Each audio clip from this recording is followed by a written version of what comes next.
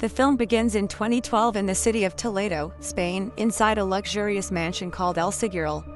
Living there is a young woman named Vera, who always wears a skin-tight suit that covers almost her entire body.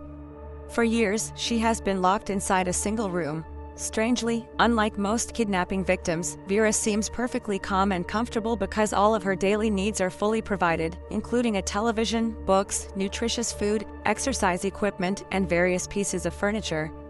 Sometimes Vera spends her time making clay mannequins wrapped in fabric and bandages, or designing clothes from the materials given to her, since sewing and fashion design are her favorite hobbies. Even so, every movement she makes is constantly monitored through CCTV cameras. The luxurious mansion actually belongs to Robert Ledgard, a famous plastic surgeon who employs several servants, including his head housekeeper Marilia. The scene then shifts to Robert presenting his latest research in front of several officials, along with a fellow surgeon named Fulgencio. His research involves artificial skin that looks and feels almost identical to real human skin, but is far more durable, capable of resisting insect bites and even extreme heat. Robert names the artificial skin Gal as a tribute to his late wife, who died after suffering severe burns in a car accident. He explains that he has already tested the skin on a rat with extremely successful results. Because of that, Robert believes the artificial skin could eventually be used on humans as well. After the presentation ends and the event continues with a dinner banquet, Robert has a conversation with the president of a biotechnology institute. During their discussion, Robert explains more about the technology behind his research. He reveals that he has been using transgenesis, a genetic engineering method that involves inserting pig DNA into human cells in order to strengthen the artificial skin. After hearing this, the biotechnology president immediately warns Robert that applying transgenesis to humans is strictly forbidden because it violates scientific ethics. He demands that Robert stop the research and threatens to report him to the scientific community if the experiments continue. However, Robert defends himself by claiming that his research is purely personal and meant only to expand scientific knowledge, while insisting that all of his experiments so far have only been conducted on animals. After returning home, Robert continues his research inside his secret laboratory. However, when he goes to check on Vera, he finds her unconscious after she had slit her wrists and injured her own chest. Without wasting any time, Robert immediately takes Vera to the operating room to treat her wounds. There, he uses his artificial skin as a second layer to repair the damaged tissue caused by her injuries, allowing her body to heal and become whole again. Not long after, it is revealed that Robert has not only modified Vera's body, but has also completely reshaped her face to closely resemble his late wife, Gal. This is where suspicions begin to arise that Vera may actually be part of a much larger secret experiment Robert has been conducting all these years. After years of carrying out these experiments, Vera could be considered Robert's most successful creation, as her entire body is now covered with the artificial skin. Besides being monitored through CCTV by Marilia, Vera is also constantly watched by Robert through a large television screen in his room. At one point, Marilia warns Robert that Vera should be killed sooner or later because she may eventually try to harm herself again. According to Marilia, even though Vera appears calm and shows no obvious signs of stress, she is actually carrying deep emotional trauma and severe depression.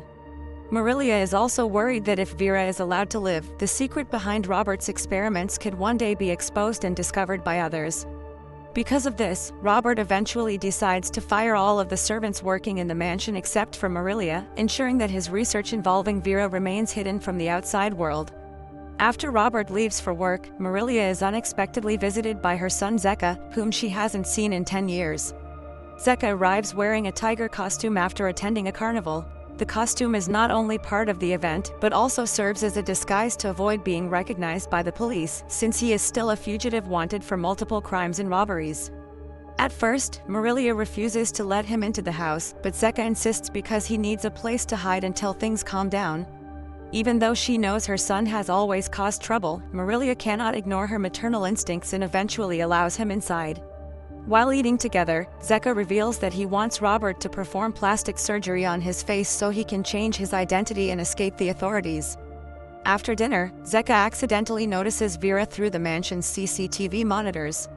He is immediately shocked because Vera's face looks almost identical to Robert's late wife. Seeing his reaction, Marilia quickly points a gun at her own son and orders him to leave the house. Besides being a criminal, Zeka has now discovered Robert's secret experiment, which makes him even more dangerous. However, Zeka easily overpowers his mother and ties her to a chair so she cannot stop him. He then begins searching the mansion until he eventually finds the room where Vera is being kept. Since the door is locked, he returns to Marilia and demands the key. Forced into a corner, Marilia reveals where the key is hidden in exchange for her freedom. But even after getting the key, Zeka leaves his mother tied up with cloth stuffed in her mouth. Without wasting any time, Zeka enters Vera's room and begins doing something inappropriate to her. Sometime later, Robert returns home and is shocked to find the mansion in complete chaos. But what enrages him the most is seeing Zeka imposing himself on Vera. Without hesitation, Robert grabs his gun and shoots Zeka, killing him instantly. While cleaning the blood-stained bedsheets, Marilia finally reveals a huge secret to Vera. She explains that Zeka and Robert are actually half-brothers, although neither of them ever knew the truth. Marilia admits that she is the biological mother of both men. Zeka was born from her marriage to a man who once worked for the Ledgard family, while Robert was the result of Marilia's relationship with Mr. Ledgard. Since Mr. Ledgard and his wife were unable to have children, Robert was taken in shortly after birth and raised as the heir to the Ledgard family. As a result, Robert grew up without ever knowing that Marilia was actually his biological mother. Even so, Marilia secretly continued to care for and love Robert throughout his life. The two sons ended up living completely different lives. Robert grew up surrounded by wealth, became a successful plastic surgeon, married Gal and later had a daughter named Norma. Meanwhile, Zeka grew up far away from his family and spent most of his life on the streets. Since childhood, he had been involved in trouble and eventually became a criminal. Around 12 years earlier, Zeka returned to Marilia seeking protection because he was being hunted by the police. However, while hiding at the Ledgard family mansion, he ended up having an affair with Gal. The two eventually decided to run away together, but they were involved in a terrible accident that caused their car to burst into flames. Zeka managed to escape while Gal became trapped inside the burning vehicle. Fortunately, Robert was able to save his wife, but from that moment on, Gal was forced to live with severe burn scars covering most of her body. For months, her family tried to hide her condition by keeping mirrors away and leaving the room in darkness. However, one day, while trying to look at Norma who was singing outside in the yard, Gal accidentally caught a glimpse of her own reflection in the window. Unable to accept her appearance, she chose to end her life by jumping from her room right in front of her daughter. Witnessing her mother's death left Norma deeply traumatized. From that moment on, she began isolating herself from the outside world and even attempted to take her own life, though she was eventually saved and admitted to a psychiatric hospital. Not long after, Robert returns home after giving Zeka a proper burial and spends some time alone with Vera. As they fall asleep, Robert begins dreaming about an incident that happened 6 years earlier, back in 2006. At that time, after being discharged from a psychiatric hospital, Norma's mental condition had started to improve, so Robert took her to a co-worker's wedding party in the hope that she could slowly reconnect with other people. However, while distracted by conversations with other guests, Robert loses sight of Norma, causing him to panic and search for her outside the venue. After searching for some time, Robert eventually finds Norma lying weak and motionless among the bushes, as if someone had done something terrible to her. The moment she regains consciousness, Norma immediately becomes hysterical as Robert tries to calm her down. Before finding his daughter, Robert had briefly crossed paths with a man speeding away on a motorcycle with the license plate number 8830DJN. After that, the scene shifts to another dream, this time revealing Vera's memories of a man named Vicente. 6 years earlier, Vicente was a young man who worked as a fashion designer at his mother Susie's clothing store. Besides the two of them, the shop also had a female employee named Christina. One day Christina was looking for a dress to wear on a date with her boyfriend. Vicente suggested a floral dress, but Christina rejected it and jokingly told Vicente to try it on instead. It turns out that Vicente secretly had feelings for Christina and had been planning to invite her to his friend's wedding. However, after being rejected, Vicente ended up attending the event alone. As he leaves, it becomes clear that his motorcycle has the same license plate number as the rider Robert saw on the night Norma was found unconscious. At the wedding, Vicente and Norma briefly make eye contact and become attracted to each other. The two eventually go somewhere private with the intention of becoming intimate. But before anything happens, Norma suddenly panics and starts screaming after hearing someone sing a song that reminds her of the day her mother took her own life. The song triggers her past trauma, causing her to completely lose control. Afraid of being misunderstood, Vicente panics and impulsively slaps Norma, knocking her unconscious. Afterward, he fixes her clothes and quickly leaves the area on his motorcycle, unknowingly crossing paths with Robert, who is desperately searching for his daughter. When Robert later finds Norma helpless and unconscious, he assumes she has been assaulted. Remembering the motorcycle's license plate, Robert eventually tracks down Vicente's identity and discovers the clothing store where he works. Then on September 10, 2006, Robert deliberately waits for Vicente to leave work before kidnapping him on a deserted road. A few days later, Susie begins to panic after Vicente never returns home following his friend's wedding party, eventually deciding to report him missing to the police. Even though Susie strongly believes her son is still alive, the authorities eventually stop searching after finding Vicente's motorcycle destroyed near a cliff, leading them to assume that he had drowned in the sea. Meanwhile, after the incident at the wedding, Norma is admitted back into a psychiatric hospital. However, this time her mental condition becomes even worse because she mistakenly believes that her own father was the one who hurt her, after waking up hysterically in Robert's arms while he was only trying to help her. Sadly, a few months later, Norma is found dead and it is implied that she took her own life after being consumed by years of trauma and depression. Returning to Vicente, after being kidnapped by Robert, he wakes up chained inside an underground room. No matter how loudly he screams for help, nobody can hear him. For days, Vicente is held captive in terrible conditions and survives with nothing but water. One day, Robert comes to see him, gives him a bath, and finally offers him a small amount of food. Sometime later, Robert begins carrying out his revenge plan by shaving Vicente's beard and performing vaginoplasty surgery as part of a forced gender reassignment procedure. During the operation, Robert is assisted by several doctors, including Fulgencio. However, Robert lies to them by claiming that Vicente willingly chose to undergo the surgery without any coercion. The transformation process takes a very long time and is carried out gradually in order to achieve perfect results. Eventually, Robert reveals that everything he has done is meant as revenge because he believes Vicente assaulted Norma. Vicente desperately tries to explain that it was all a misunderstanding, but Robert refuses to listen and continues with his plan. As part of both his revenge and his obsession with his late wife, Robert slowly transforms Vicente into a woman now known as Vera. This is where it is finally revealed that Vera was originally a man named Vicente, who had been forcibly turned into a woman. Robert even reshapes Vicente's face to resemble Gal because he wants to recreate the image of his deceased wife. Over the course of nearly 6 years, Robert continues performing multiple procedures until Vicente's body is completely transformed into that of a woman. Since the artificial skin covering Vicente's body remains extremely sensitive, Robert also provides special clothing to protect her from injuries. One day, while Robert is helping zip up Vicente's outfit, Vicente takes the opportunity to attack him and attempt an escape. However, Robert had already anticipated this possibility and immediately locks every exit using a remote control system. With no way out, Vicente becomes desperate and slits his own throat. Fortunately, Robert manages to save him by stitching the wound. A few weeks later, Vicente recovers from the injury and from that point on he begins living under his new identity as Vera. After that, Robert begins giving Vera dresses and makeup products so she can slowly adapt to her new life as a woman. However, Vera still cannot accept the forced transformation. She destroys the dresses and returns all of the makeup Robert gives her.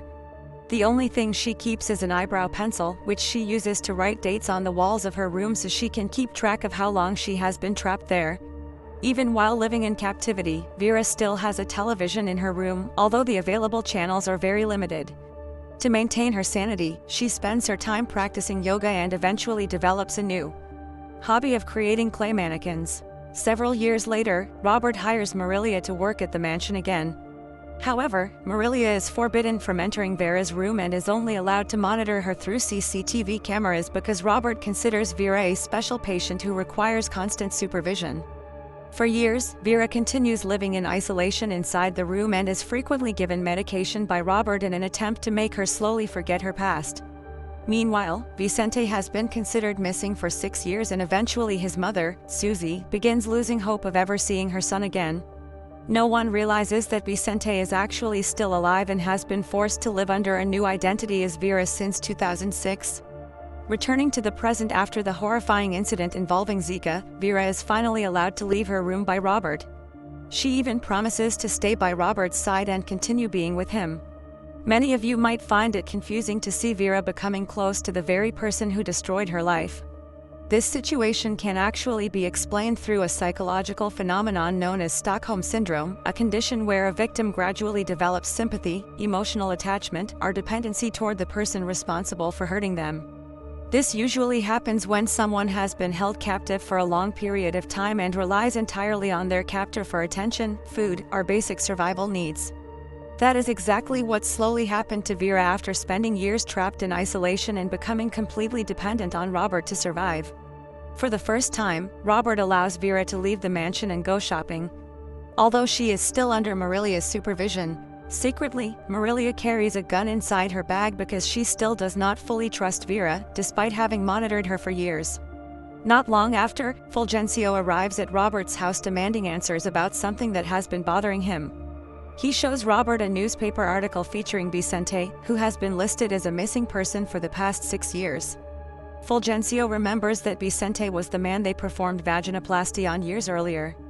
Because of this, he begins to suspect that Robert has been secretly holding Vicente captive and using him as the subject of his artificial skin experiments without informing the other doctors involved in the surgery.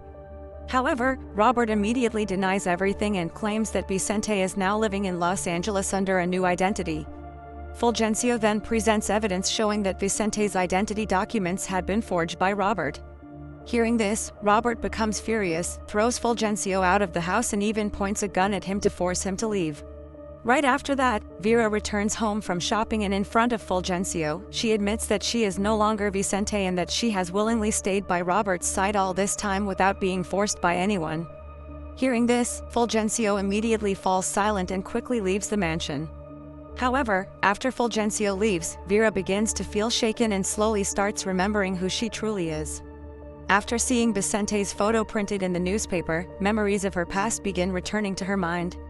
At the same time, Vera also notices the drawer where Robert keeps his gun. Later that night, while spending time with Robert, Vera pretends to ask permission to go downstairs to get something. However, she secretly takes Robert's pistol from the drawer in his office and hides it inside her bag. Not long after returning to the bedroom, Vera suddenly points the gun at Robert and shoots him. Hearing the gunshot, Marilia immediately rushes in while carrying her own gun and she is shocked to see Robert already lying lifeless. Before Marilia can do anything, Vera shoots her as well, killing her instantly. In the end, after being kidnapped, imprisoned, and forced to abandon his identity as a man for 6 years, Vicente finally succeeds in reclaiming his freedom. Vicente is finally able to leave behind his identity as Vera and return to being who he truly is. Even though his physical appearance is no longer that of a man, his true identity remains Vicente. For the first time in years, Vicente finally returns to Susie's clothing store.